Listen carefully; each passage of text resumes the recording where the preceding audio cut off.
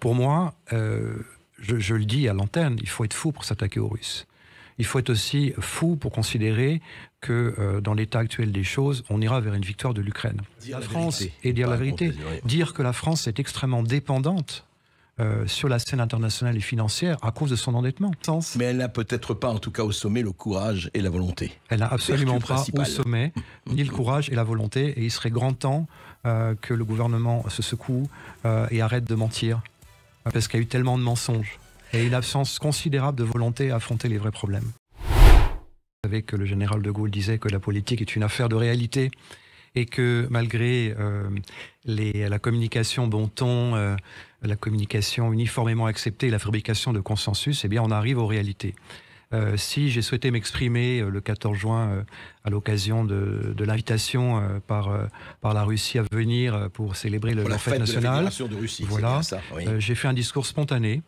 Donc c'était de ma propre initiative parce que j'ai considéré qu'il était de mon devoir de rétablir certaines vérités face à la crise actuelle, à toutes ses conséquences et tous les mensonges et contre-vérités qui ont été faites, notamment concernant la crise en Ukraine, qui est en fait une guerre et qui est fondamentalement une guerre économique.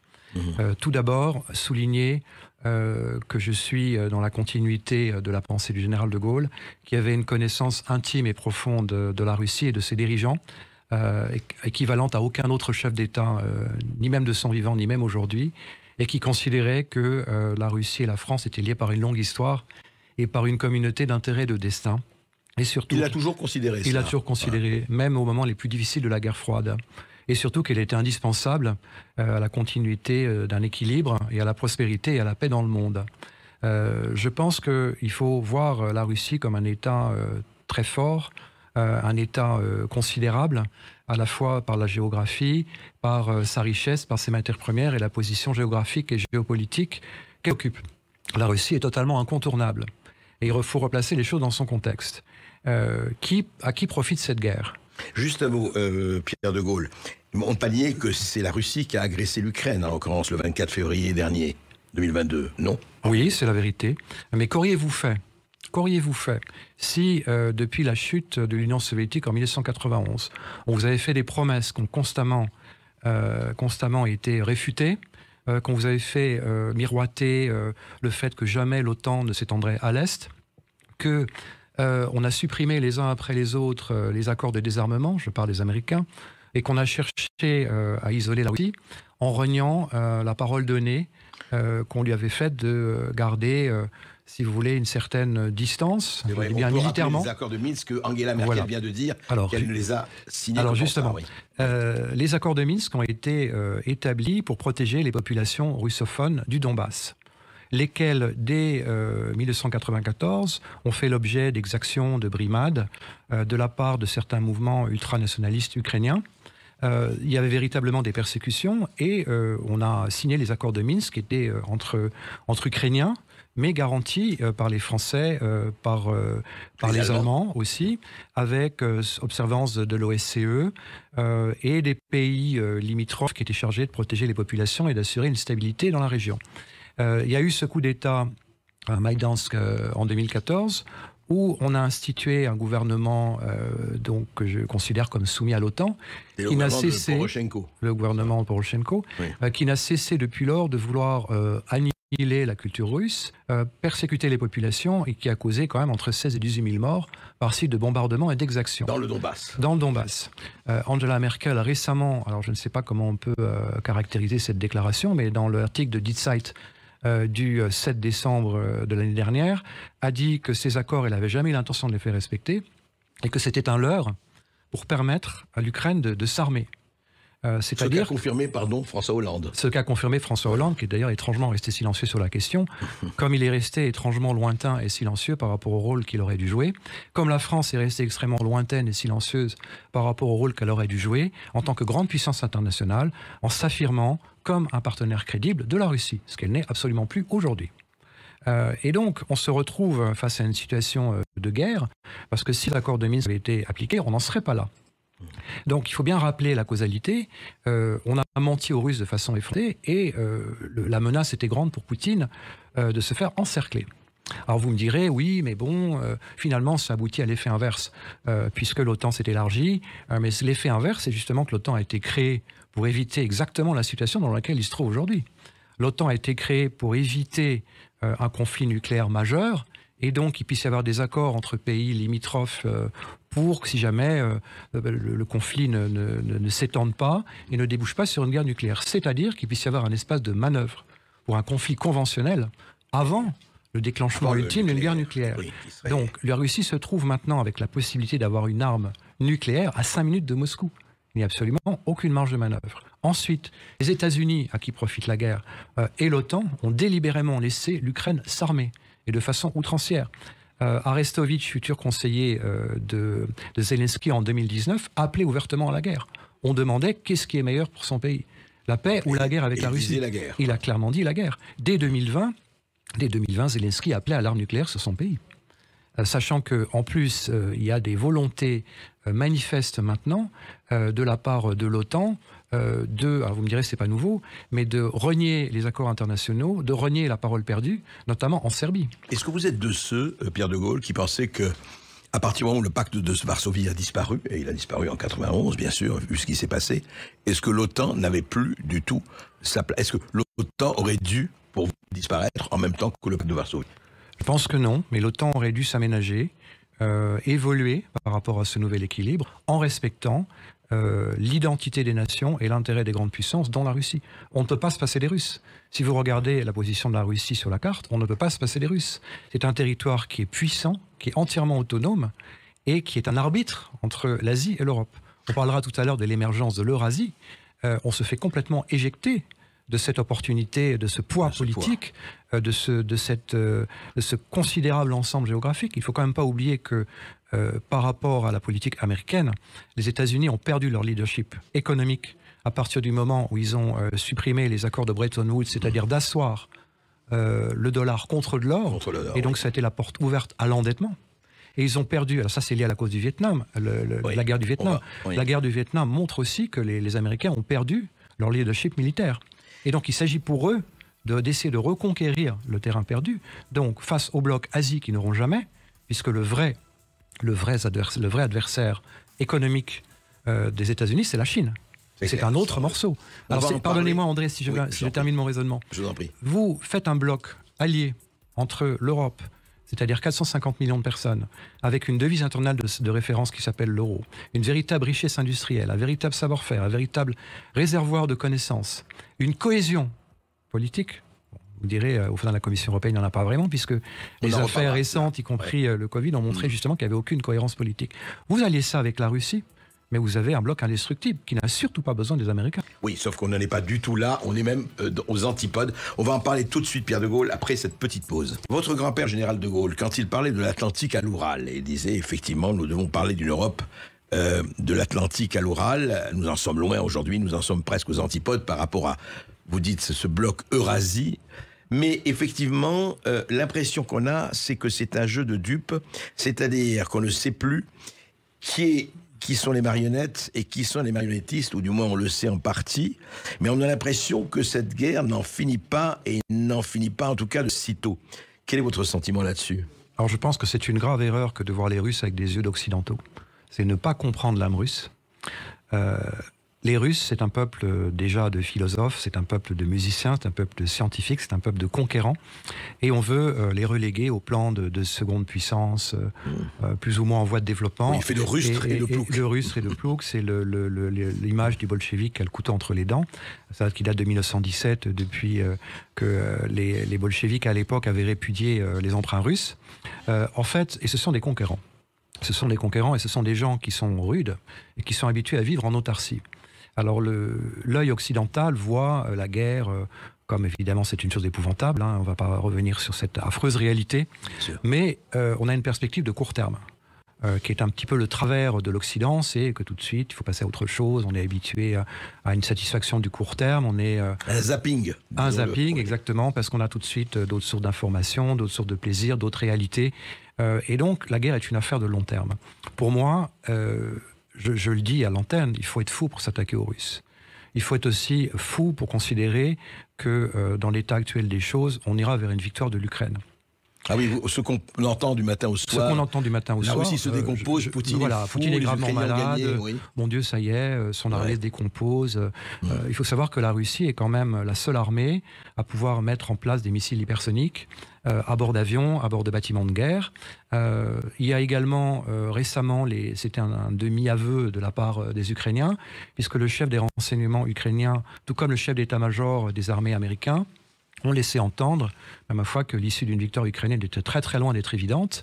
Et récemment, aveu s'il en faut encore un, Zelensky, le 28 décembre, a décidé de donner un mandat au fonds américain BlackRock pour reconstruire son pays. Alors ça veut dire qu'il est déjà passé, il n'est plus dans la guerre, il n'est plus dans la guerre, il est déjà dans la paix qui de toute façon s'imposera nécessairement, c'est la paix aussi que veulent tous les peuples, mais il est déjà à la reconstruction de son pays, donc on est encore une fois de plus dans les questions d'argent, et il donne mandat ouvert au premier fonds d'investissement américain pour reconstruire son pays. Qui vaut des trillions de dollars, rappelons-le, BlackRock. On est à peu près entre 8 et 10 000 milliards de dollars, effectivement, sur l'état des marchés, par rapport à un PIB français qui est, je crois, de 2600 ou 2500 milliards. Vous me corrigerez si je me trompe de quelques centaines de millions. C'est donc un poids financier absolument considérable. Et les entreprises européennes et la France courra derrière, si on veut bien leur laisser quelques miettes. Alors, il est vrai qu'il y a des liens entre le président Macron et le fonds d'investissement BlackRock, comme avec certains consultants américains. Je ne doute pas qu'il puisse y trouver sa place. Pour ne pas nommer. Voilà, je ne doute pas qu'il puisse y trouver sa place. Ouais. Mais si vous voulez, l'Ukraine, c'est un pays qui est quand même qui a été remis en cause plein de fois lorsqu'on a mis en place le drapeau de l'adhésion à l'Europe comme de l'adhésion à l'OTAN. Mais la plupart des pays européens étaient extrêmement réservés sur les capacités de l'Ukraine à tenir ses engagements, à être un partenaire sérieux, crédible, en ce qui concerne une contrepartie européenne. Je précise aussi à l'antenne, c'est les auditeurs ne le savent peut-être pas, c'est que l'Ukraine a vendu ses terres agricoles à des fonds anglo-saxons. Un tiers des terres agricoles ukrainiennes appartiennent à des fonds anglo-saxons. C'est quand même... Un tiers des terres agricoles, un tiers du total de l'Ukraine. Oui, un tiers des terres agricoles de l'Ukraine. On est dans la surface agricole de l'Italie, à peu près. Donc on est dans un pays qui est quand même largement revendu. Je pense qu'il n'y a pas d'autres termes. Et on est dans une situation où l'Ukraine devient le terrain d'essai de toutes les armes du monde. Zelensky a menti délibérément au peuple ukrainien, en faisant croire que ça serait une guerre facile. Les Américains ont largement menti à Zelensky en lui faisant croire qu'avec l'apport de l'aide financière, des armes, des systèmes d'armes, de l'électronique, des satellites, ça serait réglé en quelques semaines et qu'il ne pourrait pas perdre. Qu'est-ce qui en paye le prix ? Ce sont des centaines, des milliers de personnes, voire des millions de personnes d'hommes, de femmes, d'enfants, qui sont exilés, qui subissent des bombardements et qui en sont malheureusement les grands perdants. Alors on m'a posé la question, mais ma foi, les Russes aussi sont les grands perdants de cette guerre. On a dit, ça y est, la Russie va s'effondrer. Nous allons mettre à genoux l'économie russe. Nous allons mettre à genoux l'économie russe. Notre ministre. Et puis petit à petit, on se rend compte que finalement, la récession n'est plus que de 15%, puis de 10%, puis maintenant de 3%, que l'inflation a été réduite également de 3%. Quand vous voyez le cours du rouble contre dollar et contre euro, on est au même niveau qu'il y a 5 ans. Et en plus, la Russie, qui est loin d'être un pays passif, fait de gens arriérés, etc., a complètement réorienté son économie. C'est-à-dire que les chaînes d'approvisionnement se sont déplacées en fonction de contreparties qui sont situées à l'Est, dont l'Arabie Saoudite qui a importé 3 fois plus de pétrole russe alors qu'ils sont les premiers producteurs de pétrole russe, l'Inde évidemment, la Chine évidemment, les Émirats qui achètent un peu plus de pièces d'Airbus et qui les revendent aux Russes. N'imaginez pas que les Russes non plus soient prisonniers des programmes Airbus ou Boeing, puisqu'ils sont capables de produire leurs propres avions. Et ça, ce sont des conséquences. Alors, on nous a raconté beaucoup de mensonges, évidemment, avec une position de la France qui est extrêmement ambiguë.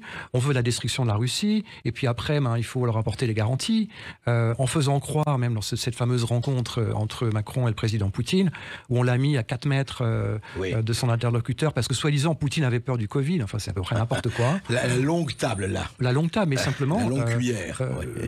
Il faut redonner, pour assurer un équilibre, une paix, des garanties, et il faut qu'il y ait des interlocuteurs crédibles qui respectent leurs paroles données. On va en parler tout de suite après cette petite pause. Pierre de Gaulle, nous continuons à parler effectivement de la Russie, de l'Ukraine, des États-Unis, mais 2 questions d'abord.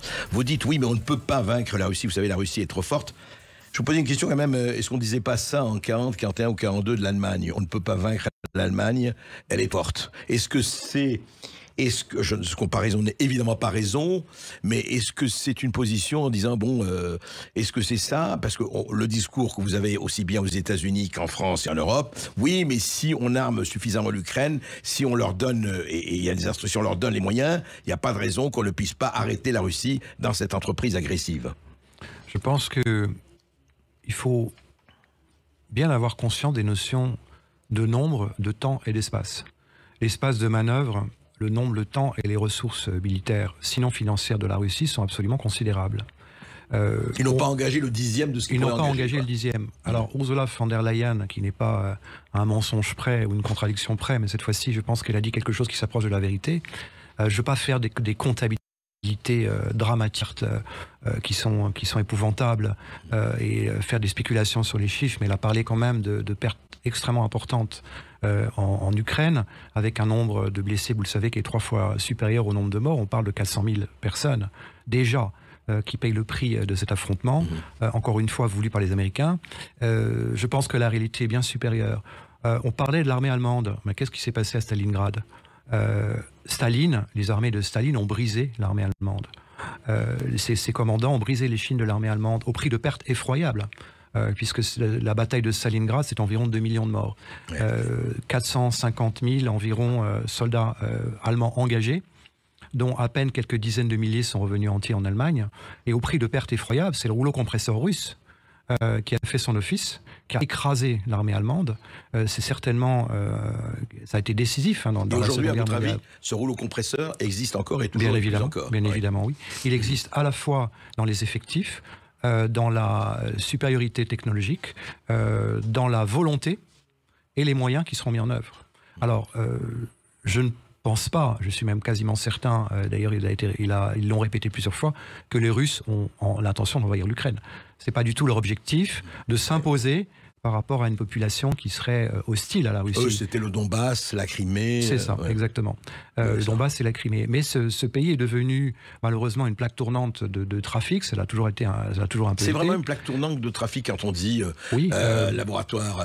Alors on a parlé de 32 ou 33 laboratoires de recherche biologique et pas tous à des fins civiles mais militaires. On a parlé des terres agricoles. Il y a quand même près de 100 milliards de dollars qui ont été versés à l'Ukraine. Zelensky a licencié tous ses contrôleurs de budget. On dit que moins de la moitié de l'aide qui a été versée arrive véritablement aux Ukrainiens. Et comme je l'ai cité plusieurs fois... Est-ce que c'est, à votre avis, c'est plausible ou c'est les ennemis de l'Ukraine qui disent voilà, c'est le trafic, on dit même que des armes sont revendues au marché noir? Alors je l'ai cité, il y a un catalogue de 1000 pages qui a été publié par le gouvernement ukrainien, catalogue d'armes destinés à la revente sur les marchés internationaux. Donc tout ça va alimenter les guerres, les trafics, les crises et le terrorisme.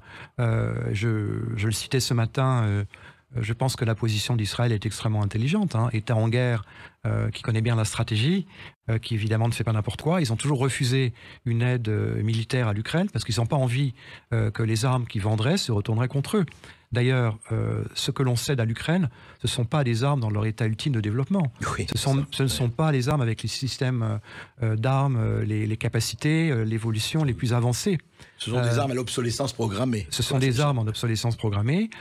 D'autre part, pour faire une guerre, et c'est un point extrêmement important, il faut les ressources financières pour y arriver. Je ne pense pas que les États-Unis, malgré le bénéfice qu'ils tirent de cette guerre, en vendant le gaz naturel liquéfié 4 à 7 fois plus cher que dans leur propre pays, et les moyens de continuer cette guerre par procuration, avec une dette de près de 32 000 milliards de dollars, qu'ils ont de plus en plus de mal à refinancer. Un pays qui est dans un état économique mauvais, avec l'Obamacare qui a été supprimé, donc pas de protection sociale pour ses habitants, avec des infrastructures qui sont dans un état lamentable, à la fois en termes de transport et de réseaux électriques, qui a raccroché récemment un plan pour lutter contre le gaz carbone dans ce propre pays. Mais contrairement à ce qu'on fait nous en Europe, c'est-à-dire qu'il y a une directive européenne qui s'impose aux États membres et qui oblige à avoir 37% d'énergie renouvelable en 2030, eh bien eux, ce sont des incitations fiscales, ce sont des possibilités économiques qui sont données à leurs entreprises pour arriver à cet objectif. Mais alors justement, vous parlez des États-Unis et puisque c'est vrai que ce sont eux qui ont l'initiative, enfin, qui ont une initiative. Mais vous savez très bien, Pierre de Gaulle, qu'il y avait ce plan Brzezinski qui consistait à démembrer la Russie. Est-ce qu'ils sont encore, c'était au temps du RSS déjà, la Sibérie étant ce qu'elle est avec ses trésors du sous-sol et ailleurs. Est-ce que vous pensez que derrière cela, il y a une partie du pouvoir américain, il y a une partie qui pense encore au démembrement de la Russie et ils disent voilà, faudrait y arriver d'une manière ou d'une autre? Bien entendu. Ouais. Le RAND Corporation est un think tank qui a été créé en 1948 comme organe de réflexion, d'idées pour proposer des solutions au département de défense américain. Et dès cette période, le but a été très clairement de démembrer la Russie et de faire en sorte surtout que la Russie puisse s'émanciper et de devenir autonome selon un modèle qui serait différent des Américains.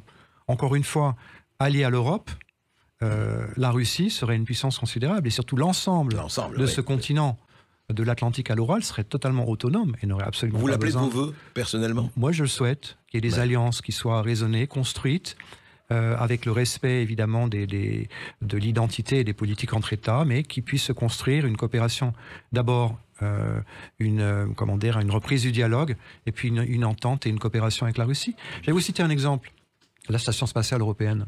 Oui. La Russie représente à peu près 25% de la masse par son module autonome russe, il y a un module russe et un module américain, de la Station spatiale américaine. On a appelé au secours les Russes pour aller chercher les 3 spationautes bloqués dans un des modules parce qu'il y avait une fuite de carburant suite à une micrométéorite qui avait percé la coque. Eh bien, on est heureusement dans un système où on voit un peu plus loin que les basses considérations d'équilibre de la planète, où il y a une coopération entre États. C'est une démonstration éclatante qu'on ne peut pas se passer des Russes, ni de leur technologie, et que les pays peuvent s'entendre. Moi, j'appelle fondamentalement à la paix, j'appelle fondamentalement à ce qui permet de faire la paix, c'est-à-dire un dialogue, c'est-à-dire des relations culturelles, et c'est-à-dire aussi des relations économiques. Donc vous avez été assez choqué par le fait de voir en Europe des artistes russes, des musiciens, des chanteurs, voire Dostoïevski déclaré persona non grata à Milan dans une université. Enfin, tout ça, je suppose, vous a... Ce qui m'a choqué, c'est que l'on condamne le russe, simplement parce qu'il est russe. On condamne la nation russe, qu'on condamne l'ensemble du peuple russe pour des considérations politiques, qu'on prive le russe de son droit de propriété alors qu'il est simplement russe. Ça me rappelle quand même l'époque de Vichy, où on spoliait la propriété d'une population qui était absolument pas responsable et qu'on spolie la propriété des Juifs. C'est exactement ce qui est en train de se passer. Et qu'on discrimine des artistes, qu'on discrimine des sportifs sur le simple fait qu'ils sont russes, oui, ça m'a choqué. Je ne vois pas pourquoi. C'est contraire au droit international, c'est contraire au respect de l'intégrité des nations. Mais ça va aussi dans la volonté américaine d'imposer son modèle. Bon nombre de pays le refusent. On dit que la Russie est isolée, mais 2 tiers de la population mondiale soutient la Russie. En tout cas, se sont abstenus dans le vote de l'ONU, on l'a vu ça. Se sont abstenus, mais ont clairement indiqué qu'ils poursuivraient une coopération économique et militaire dans la Chine. L'Inde, c'est la même chose, même si elle est plus discrète. L'Arabie Saoudite est en train de s'émanciper de la tutelle américaine. Donc il y a un basculement du monde de ce point de vue-là. C'est ce que je voulais vous dire. C'est ça. On assiste à un basculement du monde, un déplacement des centres d'intérêt économique, des centres d'intérêt politique et d'influence à l'Est, dont la Russie sera l'arbitre. On parle de l'Eurasie, carrément, oui. Bien entendu. Regardez la position géographique. Regardez la position qu'elle a sur les matières premières. On parle pas seulement de l'agroalimentaire, on parle des matières premières industrielles. Le nickel et tout le reste. Oui, mais il y a beaucoup d'hypocrisie dans les sanctions, énormément d'hypocrisie. À ce moment-là, arrêtons d'acheter de l'uranium russe. La Russie fournit 17% de l'uranium aux centrales nucléaires américaines. Arrêtons de demander aux Russes de fournir des aimants pour les centrales nucléaires de nouvelle génération. Arrêtons la station spatiale européenne. Arrêtons d'acheter du pétrole russe à travers les terminaux, ce qui se fait le pipeline, et bien entendu. Parce qu'il suffit que le pétrole russe soit mélangé et raffiné dans un autre endroit et soit mélangé avec un autre pétrole à 15-20%, automatiquement, ça devient un pétrole qui a une autre domination et qu'on peut librement acheter ou vendre sur les marchés. Et le couronnement du couronnement, c'est le gaz de schiste, absolument interdit, non seulement d'exploitation, mais même de repérage en France, et on l'achète très fort aux États-Unis. Alors on l'achète dans le silence assourdissant des écologistes. Dans le silence assourdissant des écologistes, il y a une réalité effectivement sur le CO2, sur les ressources de la planète, oui, mais il faut quand même être concret, il faut quand même être pratique. Les Américains effectivement vendent leur gaz naturel liquéfié et leur gaz de schiste 4 à 7 fois plus cher qui le vendent à leurs propres habitants dans leur propre pays. Où on dit, ah ça y est, alors nous, en France, on agite le drapeau, la transition écologique, en disant c'est génial, on a la solution. Très bien, mais les programmes, les problèmes qui sont liés au parc nucléaire français, mon grand-père s'est attaché à bâtir, à mettre toute son énergie pour faire une France forte, qui est une voix puissante sur la scène internationale. Mesmer et compagnie, oui. Exactement, et assurer l'indépendance de la France d'un point de vue, je dirais, stratégique que civil avec le nucléaire. Ils ont détruit l'œuvre de mon grand-père. Où est la France que mon grand-père a essayé de bâtir? Où est cette France forte, indépendante, stratégiquement, civilement, avec ses grands programmes?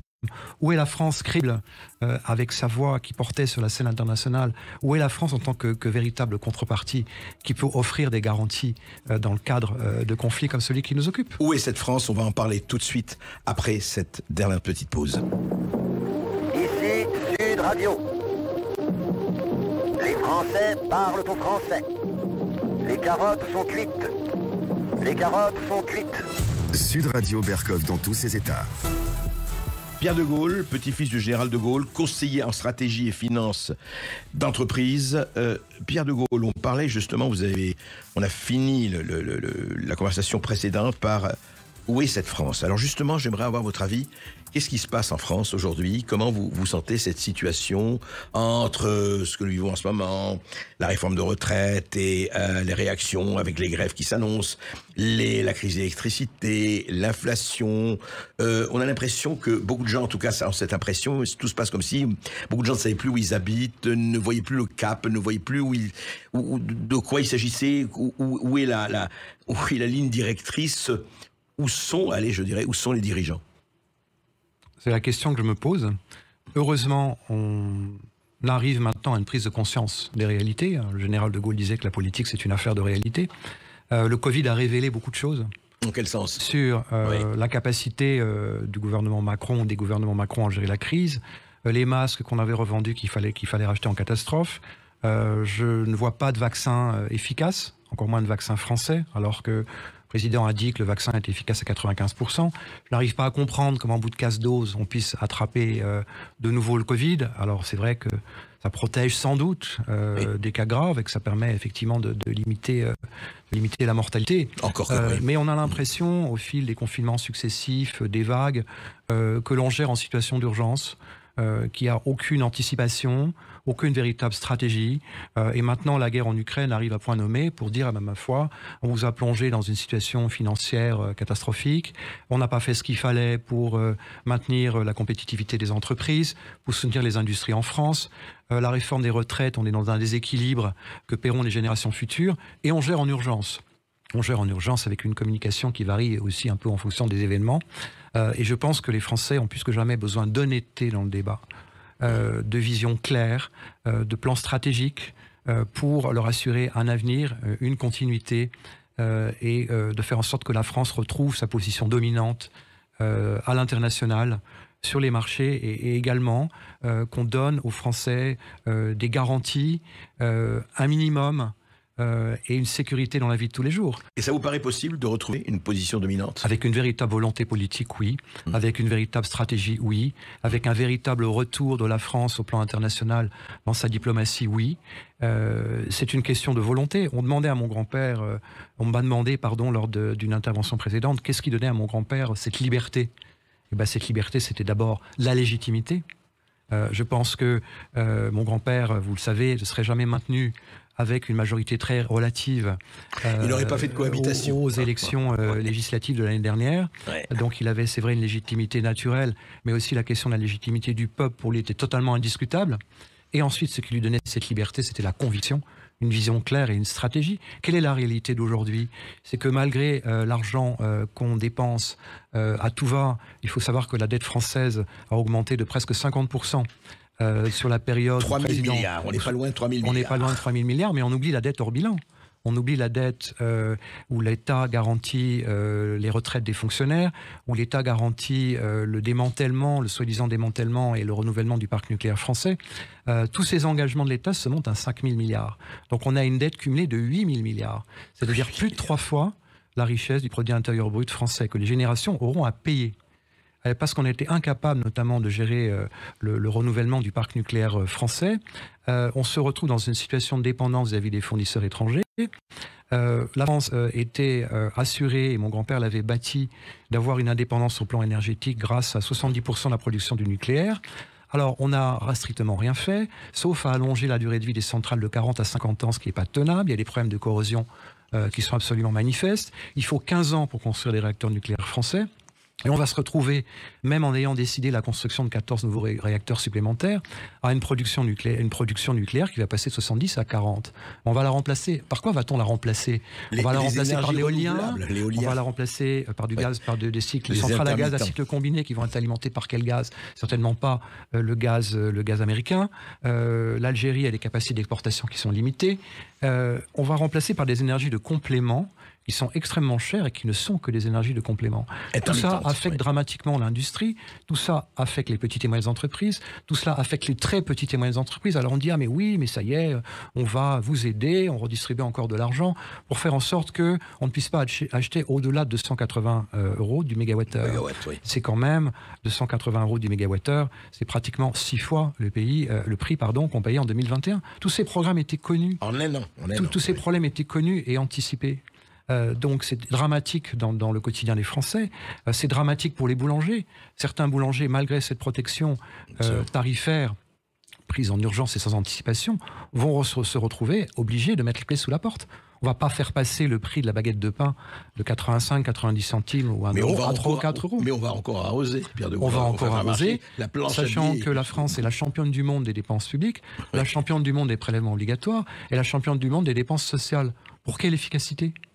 Pour quelle efficacité? Où est la France de mon grand-père qui a laissé une France, vous me direz, les conditions économiques étaient différentes, mais forte, sans endettement. La conséquence, c'est William Sorin, Garbit, c'est Duralex, c'est Arcelor, pour ne citer que, qui ont décidé leur mise en chômage technique pour 80% de leurs usines et donc 80% des salariés.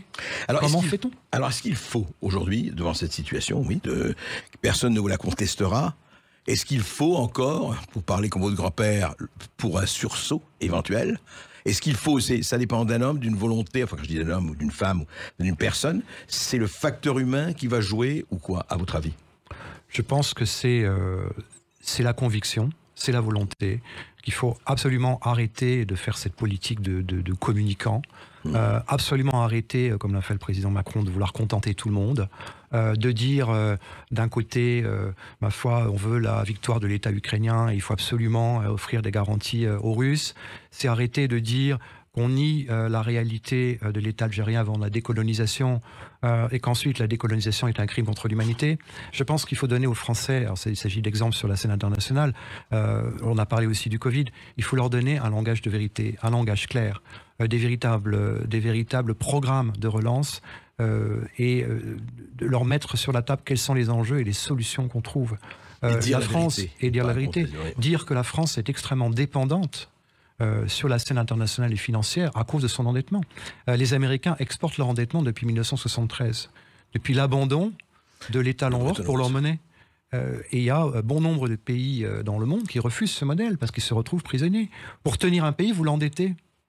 Au-delà de ses capacités. Sortir de ce modèle. Il faut totalement sortir de ce modèle. Et je pense que la France a ses capacités, a les capacités pour le faire, parce que la France a un formidable réservoir de talent. Elle a les meilleures écoles d'ingénieurs au monde. Elle bénéficie d'une créativité absolument fantastique. Elle a des industries. Elle a des gens de qualité. Elle a l'esprit français. Elle a le bon sens. Mais elle n'a peut-être pas, en tout cas au sommet, le courage et la volonté. Elle n'a absolument pas au sommet ni le courage et la volonté. Et il serait grand temps que le gouvernement se secoue et arrête de mentir. Parce qu'il y a eu tellement de mensonges. Et une absence considérable de volonté à affronter les vrais problèmes. Merci Pierre de Gaulle. Merci André. Pierre de Gaulle critique vivement la politique occidentale envers la Russie et l'Ukraine, soulignant la complexité et les conséquences des erreurs diplomatiques passées. Il accuse l'OTAN et les États-Unis de ne pas avoir respecté leurs engagements envers la Russie depuis la fin de l'Union soviétique, ce qui a contribué aux tensions actuelles. Il appelle à un réexamen des politiques internationales vis-à-vis de la Russie et plaide pour une coopération constructive plutôt que des sanctions. De Gaulle aborde également la position d'Israël sur l'aide militaire à l'Ukraine, notant leur prudence stratégique pour éviter que leurs armes ne se retournent contre eux. Il critique les politiques économiques américaines, mettant en lumière leurs difficultés financières et leurs contradictions dans la guerre en Ukraine. Il discute du plan Brzezinski visant à démembrer la Russie, illustrant les tensions géopolitiques mondiales et appelant à une approche plus équilibrée des relations internationales. Enfin, Pierre de Gaulle exprime ses préoccupations concernant la France, mettant en avant les défis tels que la dette croissante, la crise énergétique et l'instabilité politique. Il appelle à une leadership politique plus claire, à une stratégie économique solide et à une vision honnête des problèmes nationaux pour restaurer l'indépendance et l'influence de la France sur la scène internationale. Les propos de Pierre de Gaulle dans son entretien sur Sud Radio soulèvent plusieurs leçons et réflexions importantes. 1. Importance de la diplomatie et de la coopération internationale. Les critiques de Gaulle envers la politique occidentale envers la Russie mettent en lumière l'importance de maintenir des relations diplomatiques stables et basées sur la coopération plutôt que sur la confrontation. 2. Prudence dans les alliances militaires. Ces critiques de l'expansion de l'OTAN à l'Est soulignent la nécessité d'une réflexion stratégique approfondie avant d'étendre des alliances militaires, afin de ne pas aggraver les tensions géopolitiques. 3. Analyse des conséquences des politiques économiques et militaires. En discutant des politiques américaines et de leurs impacts sur la guerre en Ukraine, de Gaulle met en évidence l'importance d'évaluer attentivement les conséquences économiques et militaires de chaque décision politique internationale. 4. Critique des sanctions et promotion d'une coopération constructive. Ses réserves quant à l'efficacité des sanctions occidentales contre la Russie soulignent l'importance de rechercher des solutions diplomatiques et économiques constructives plutôt que des mesures punitives qui pourraient nuire à long terme aux relations internationales. 5. Responsabilité nationale et gestion des défis internes. Ses préoccupations concernant la situation économique et politique en France, comme la dette croissante et la crise énergétique, appellent à une gestion prudente des affaires nationales et à une vision stratégique claire pour surmonter les défis internes. En somme, les propos de Pierre de Gaulle invitent à une réflexion profonde sur la manière dont les nations gèrent leurs relations internationales, leurs alliances militaires, leurs politiques économiques et leur capacité à répondre aux défis internes tout en maintenant une vision claire et cohérente de leur positionnement sur la scène mondiale. Partagez avec nous vos avis en commentaire. À très bientôt.